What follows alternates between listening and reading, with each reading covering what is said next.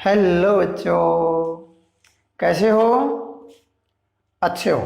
चलो, तो हम बात करें। हमने स्टडी किया था न्यूटन फर्स्ट लॉ और इनर्शिया के बारे में। आज हम बात करेंगे न्यूटन सेकंड लॉ के बारे में, Newton second law of motion.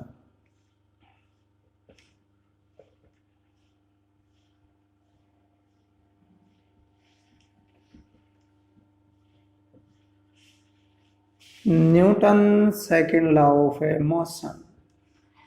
चलो, अब तक आपने चैनल को सब्सक्राइब नहीं कीजिए, सब्सक्राइब कीजिएगा और बेल आइकन को दबाइएगा, ठीक है, ताकि अगली नोटिफिकेशन वीडियोस आप तक ऑटोमेटिक पहुंच जाएं।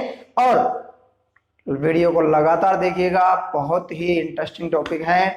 आज हम आपको बताएंगे कि किस प्रकार से आप एक बॉल को कैच करते हो तो क्या क्या फिनोमेना उसके ऊपर अप्लाई करते हैं। और आज हम बताएंगे कि अगर आप किसी भी वस्तु को फर्श पर गिराते हो तो वो गिरने के बाद ऊपर क्यों उठती है, ठीक है। ओके, बहुत सारे इंटरेस्टिंग फिनोमेनाज स्टडी करने वाले हैं जो कि न्यूटन सेकंड लॉ के अकॉर्डिंग स्टडी करेंगे, ठीक है।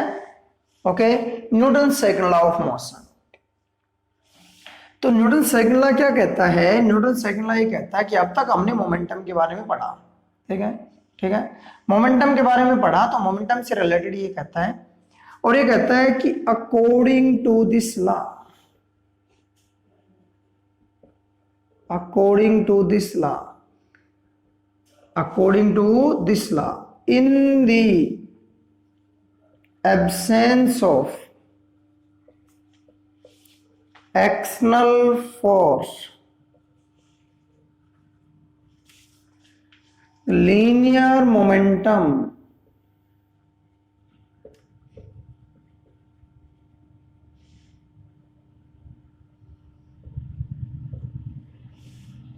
of a body is always conserved. Linear momentum of a body is always conserved. मतलब अगर फोर्स नहीं है तो लीनियर मोमेंटम कंजर्व रहेगा। ये लॉ ऑफ कंजर्वेशन कहता है, ये नहीं कहता, लॉ ऑफ कंजर्वेशन कहता है। ये क्या कहता है? ये कहता है, ये कहता है कि rate of change of linear momentum is always equal to applied force, applied external force कह सकते हो।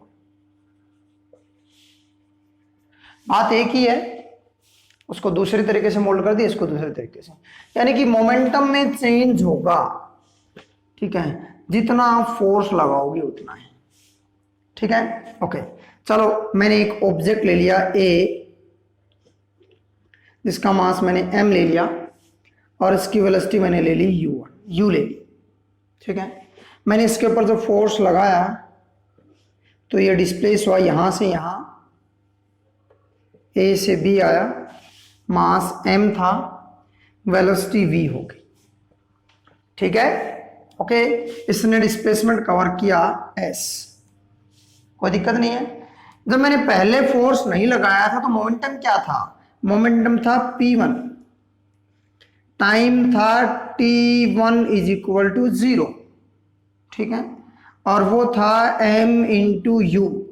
मैंने जब फोर्स लगाया f का इफेक्ट शो हुआ, ठीक है, तो momentum time t2 is equal to आया t और p2 that is equal to m into v। अब इस लॉ के अनुसार ये लॉ क्या कहता है, इसकी डेफिनेशन पे चलते हैं कि F is directly proportional to change in momentum. इसको आप डेल्टा टी ले लो, delta P upon delta T, ये चेंज इन मोमेंटम है, चेंज इन मोमेंटम अपॉन में टाइम टेकन या rate of change of momentum कह सकते हो। प्रोपोर्शनलिटी हटाएंगे तो F is equal to K delta P upon delta T आएगा। ठीक है, के जो है वो 1 होता है एसआई सिस्टम में भी और सीजीएस सिस्टम में भी, तो F इज इक्वल टू आ गया delta P upon delta T. अभी आपको मैंने उदाहरण के तौर पे बताया था कि ये आपका बॉक्स है कोई जिसका मास m है, u वेलोसिटी है, ठीक है, मास m जब डिस्प्लेस हुआ हमने फोर्स लगाया तो इसके अंदर पहले मोमेंटम m इंटू यू था, बाद में मोमेंटम ये हो गया m इंटू वी, यानी कि चेंज हुआ मोमेंटम में। मोमेंटम क्या हुआ? चेंज। किसके रिस्पेक्ट में? इस टाइम के रिस्पेक्ट में। पहले टाइम t 0 था, अब टाइम t हो गया। किसकी वजह से? इस फोर्स की वजह से। इस फोर्स की वजह से इसके अंदर चेंज आया। तो ये क्या कहता है? F is equal to dp by dt, rate of change of momentum. Clear है? आगे बात समझ में? तो ये था हमारा Newton's second law of motion, जो कि कहता है कि rate of change of momentum is directly proportional to the force applied, यानी कि जितना फोर्स आप अप्लाई करोगे उतना ही चेंज होगा, कम अप्लाई करोगे तो कम होगा, ज्यादा अप्लाई करोगे तो ज्यादा।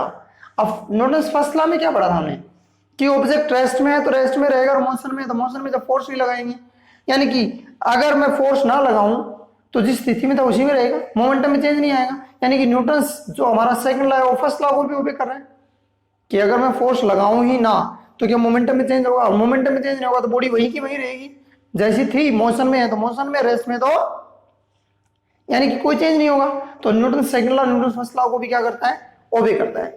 यानी कि न्यूटन सेकंड लॉ जो है, न्यूटन सेकंड लॉ ओबे Newton first law. First law को भी क्या करता है? ओबे करता है। क्लियर है? अब इसके डेरिवेशन की बात करेंगे हम। इसके डेरिवेशन की बात करें तो हम बात करें, यहां पर हमने क्या ले लिया, इसके अंदर हमने एक मास ऑब्जेक्ट ले लिया जिसकी वेलोसिटी है u, time t is equal to 0 पे जब हमने फोर्स लगाया और फोर्स लगाने के बाद वो a से b आया, उसने डिस्प्लेसमेंट कवर किया और उसकी वेलोसिटी हुई v एट टाइम t।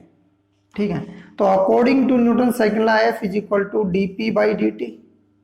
अब ये dp जो है वो डेल्टा p है, वो चेंज इन मोमेंटम है। ठीक है, मैं इसको ऐसे लिख सकता हूं, चेंज इन मोमेंटम, बाद का मोमेंटम माइनस पहले का मोमेंटम चेंज हो गया, बाद का टाइम माइनस पहले का टाइम डेल्टा t हो गया। ठीक है ना? p2 माइनस p1 अपॉन में t2 माइनस t1। ठीक है, यहां से हम बात करें तो मैं अगर बात करूं तो हमारा p2 क्या आएगा? p2 आएगा m इंटू वी, और p1 क्या आएगा? वो आएगा m into u. t2 is equal to t और t1 इज इक्वल टू 0। यहां पे रख दो, क्या वैल्यू आ जाएगी? वैल्यू आई सीधी सीधी सी, f is equal to M V minus M U upon में t minus 0, t to t minus 0। f is equal to M V minus M U upon में t, m कॉमन आ रहा है, f is equal to M into V minus U upon में t। अब आपने एक बात पढ़ी थी, और बात क्या थी? छोटी सी बात थी, acceleration is equal to change in velocity upon में time taken.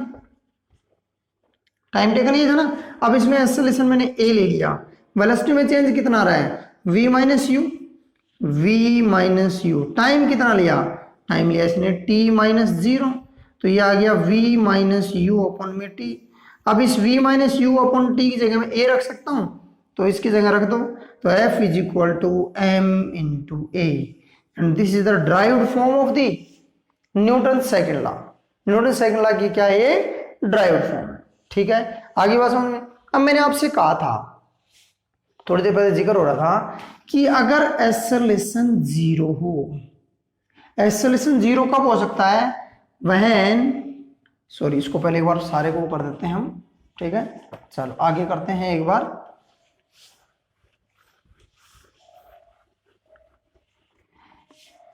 When acceleration is equal to zero. अब एक्सेलरेशन जीरो कब होगा? जब v is equal to U होगा। अगर v is equal to U हो, ठीक है, दोनों ही बराबर हो, यानी कि पहले की वेलोसिटी और बाद की वेलोसिटी दोनों बराबर हैं, दोनों ही बराबर हैं, तो F is equal to m into zero, तो फोर्स भी क्या आ जाएगा? जीरो, क्योंकि मास कभी भी जीरो नहीं होता, नेवर जीरो, तो फोर्स क्या आ जाएगा? जीरो आ जाएगा, जीरो आ जाएगा, ठीक है। यहां से बात करें तो वो यूनिफॉर्म मोशन में आएगा। अब यूनिफॉर्म मोशन में आएगा तो पहले का मोमेंटम इज इक्वल टू बाद का मोमेंटम, दोनों बराबर है ना। दूसरी बात, जब दोनों वेलोसिटी बराबर हैं तो वो यूनिफॉर्म मोशन में आ रहा है। अब यूनिफॉर्म मोशन में आ रहा है तो न्यूटन फर्स्ट लॉ क्या कहता है कि जब उसके ऊपर कोई भी फोर्स नहीं लगाएं तो वो रेस्ट में है तो रेस्ट में रहेगा, और मोशन में है तो मोशन में रहेगा, ठीक है। तो चलो, यानी कि हम ये कहें कि F is equal to M into A की बात करें तो ये किसको शो करता है? न्यूटन फर्स्ट लॉ को भी ओबे करता है। सेकंड बात करते हैं, m is equal to F upon A, m is equal to F upon A, ये इनर्शियल मास को शो करता है, इनर्शियल मास को शो करता है, इनर्शियल मास को, m is equal to F upon A जो है, ठीक है। थर्ड हम बात करें तो F जो होगा वो एम ए कब होगा? जब F 1 न्यूटन हो और मास 1 किलोग्राम हो, कितना हो? 1 किलोग्राम, और एक्सेलरेशन हो 1 मीटर पर सेकंड स्क्वायर, यानी कि 1 Newton is equal to kilogram metre per second square, ठीक है। आगे बात समझ में, कोई दिक्कत नहीं है। यानी कि इसकी यूनिट्स की बात करेंगे तो यूनिट्स की बात करें तो न्यूटन जो है वो फोर्स की एब्सोल्यूट, एक हमारी फोर्स की दो यूनिट होती हैं, एक एब्सोल्यूट यूनिट और दूसरी होती है ग्रेविटेशनल। कौन सी? ग्रेविटेशनल यूनिट, एब्सोल्यूट यूनिट और ग्रेविटेशनल यूनिट, दोनों के बारे में स्टडी करेंगे। पहले एब्सोल्यूट यूनिट के बारे में स्टडी करते हैं, फिर ग्रेविटेशनल यूनिट के बारे में।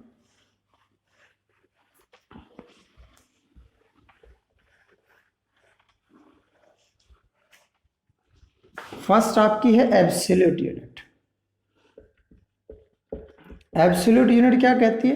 एब्सोल्यूट यूनिट कहती है कि आपके पास 1 न्यूटन फोर्स कब होगा? जब 1 किलोग्राम मास हो और एक्सेलरेशन हो 1 मीटर पर सेकंड स्क्वायर, यानी कि न्यूटन जो है वो एब्सोल्यूट यूनिट है, और वो किस में? एसआई सिस्टम में, एसआई सिस्टम में है, ठीक है, और वो है 1 kilogram metre per second square, ठीक है।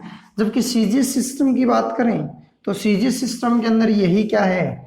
डायन है, ठीक है। और ये कब होगा? ये होगा ग्राम सेंटीमीटर पर सेकंड स्क्वायर, यानी कि ये होता है। दूसरा मैं आपको बता दूं, 1 न्यूटन इज इक्वल टू 10 की पावर 5 डायन होता है। 1 न्यूटन इज इक्वल टू 10 की पावर 5 है 9, ये एब्सोल्यूट थी। दूसरी तरफ ग्रेविटेशनल यूनिट की बात करते हैं, ग्रेविटेशनल यूनिट की बात करते हैं तो वो हमारा 1 किलोग्राम फोर्स, 1 किलोग्राम फोर्स हमारा अप्लाई होता है, ठीक है ना। और that is equal to 1 kilogram force की बात करते हैं तो वो होता है हमारा 9.8 न्यूटन के इक्वल। किसके इक्वल होता है? 9.8 न्यूटन। अगर हम 1 ग्राम फोर्स की बात करें तो वो 980 डाइन के बराबर होगा, 980 डाइन के बराबर। ये हमारी एब्सोल्यूट यूनिट थी, ये ग्रेविटेशनल यूनिट थी। किलोग्राम फोर्स है ये, केजीएफ एंड जीएफ, क्लियर है? ओके, चलो, ये थी हमारी न्यूटन्स लॉ, ठीक है, जो कि मोस्ट इंपॉर्टेंट टॉपिक है। अब इसी से रिलेटेड हमारी एक टर्म आती है, और वो आती है आपकी, क्या आती है देखते हैं।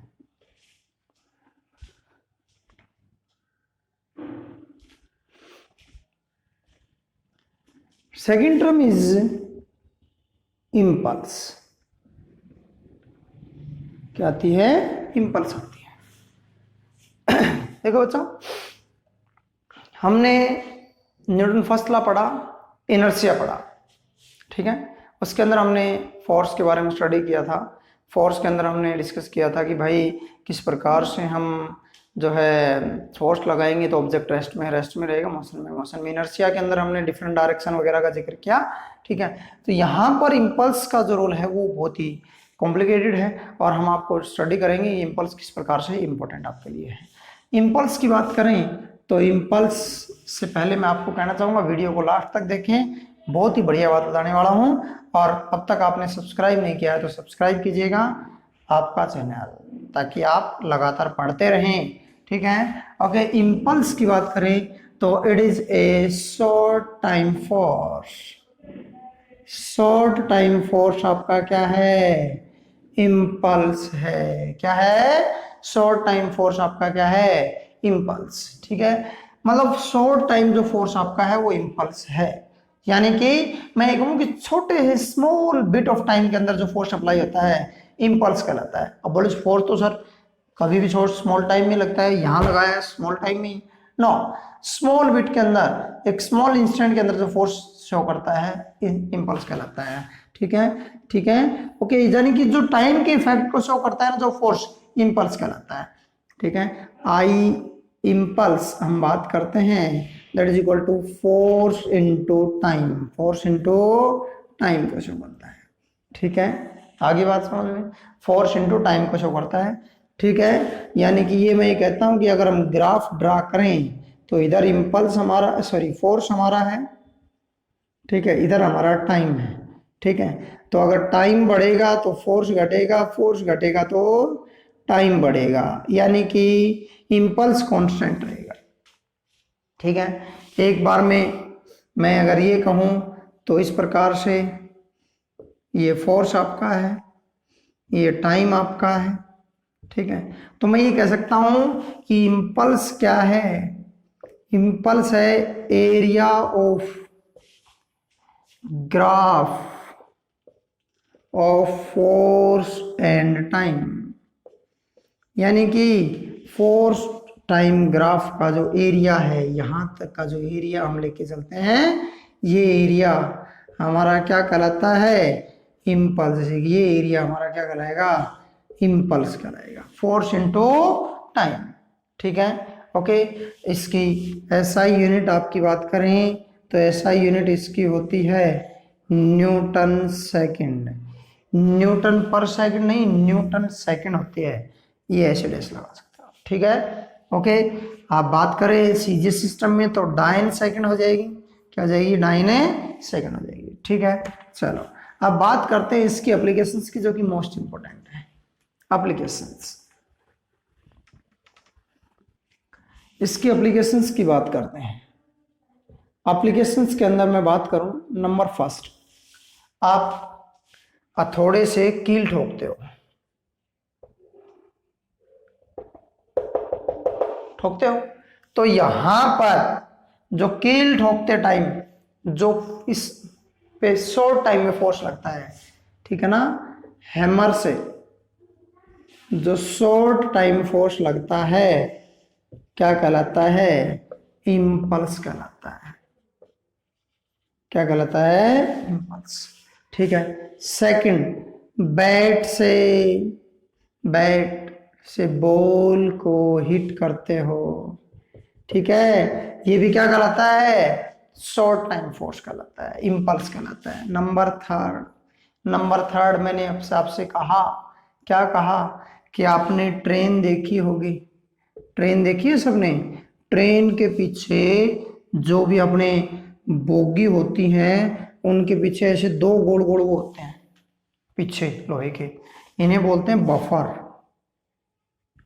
क्या बोलते हैं? बफर, ठीक है। और ये बफर क्या करते हैं? ये फोर्स को रिड्यूस करते हैं। क्या करते हैं? रिड्यूस। कैसे? क्योंकि इंपल्स होता है फोर्स इनटू टाइम, इनमें एक फ्लूइड होता है जो टाइम को इंक्रीज कर देता है, टाइम क्या कर देता है? इंक्रीज। अदरवाइज जो आपकी बुग्गी है, बोगी जो आपकी ट्रेन की, वो अगर बफर से रिड्यूस नहीं करेगा तो वो टकरा करके ऐसे ब्रेक लगाते टाइम ऐसे डाइवर्ट हो जाएंगी कि पटड़ी से उतर सकती हैं, ठीक है। ओके, आपने देखा होगा कुछ गाड़ियां ट्रेन जो हैं वो पटड़ी से उतर जाती हैं, कारण क्या होता है कि सडनली ब्रेक लगाया जाता है। ये टाइम इनका फिक्स होता है कि एक स्मॉल टाइम के अंदर ही क्या कर पाते हैं, इनको कंट्रोल कर पाती है फोर्स को, ठीक है, फोर्स को रिड्यूस कर देती हैं, टाइम को बढ़ा देती हैं, क्योंकि इंपल्स तो कांस्टेंट है, ठीक है। तो क्या होता है, फोर्स रिड्यूस हो जाता है। लेकिन अब इनका टाइम भी क्या हो, बहुत स्मॉल हो और फोर्स ज्यादा लग जाए तो क्या होगा, गाड़ी पटड़ी से उतर जाती है। ठीक है, ओके। तो ये था आपका इम्पल्स के अंदर। सेकंड, हम अगली एप्लीकेशन नंबर 4 से हम बात करते हैं। नंबर 4, ठीक है, हम बात करें तो आप आदमी जो है कोई भी अपने फ्लोर पर गिरता है तो वो ऊपर उठता है, राइज अप होता है। ठीक है ना, कोई भी चीज गिरती है फर्श के ऊपर तो एक बार ऊपर जरूर उठती है वो। ठीक है, तो वो क्या होता है, क्या होता है, एक मैन, एक आदमी अगर गिरता है तो वो एक बार उठेगा, ऊपर जरूर आएगा, राइज अप। ठीक है। नंबर 5, ठीक है, आप क्रिकेट बॉल को कैच करते हो तो जो आपके हाथ हैं उनको पीछे ले जाते हो, बैक साइड, ऐसे पकड़ के ऐसे। क्यों? क्योंकि यहां पर जो फोर्स लगा उस फोर्स को हमने टाइम बढ़ा करके उस फोर्स को कम कर दिया। ठीक है ना, इसीलिए जो टेनिस बॉल होती है ना, बॉल होती है वो इजी होती है उसको कैच करना, और क्रिकेट बॉल को मुश्किल होता है। क्लियर है? ये था आपका न्यूटन सेकंड लॉ और आपका इम्पल्स था। ठीक है, अभी मैं फिर से वो आपको वो कर रहा हूं कि लगातार पढ़ते रहिएगा। और आज आपकी एनटीएससी सीरीज भी स्टार्ट हो रही है जो कि लास्ट 6 क्वेश्चंस की है। वीडियो को लगातार कंटिन्यू देखें और अब तक आपने सब्सक्राइब नहीं किया है तो सब्सक्राइब कीजिएगा।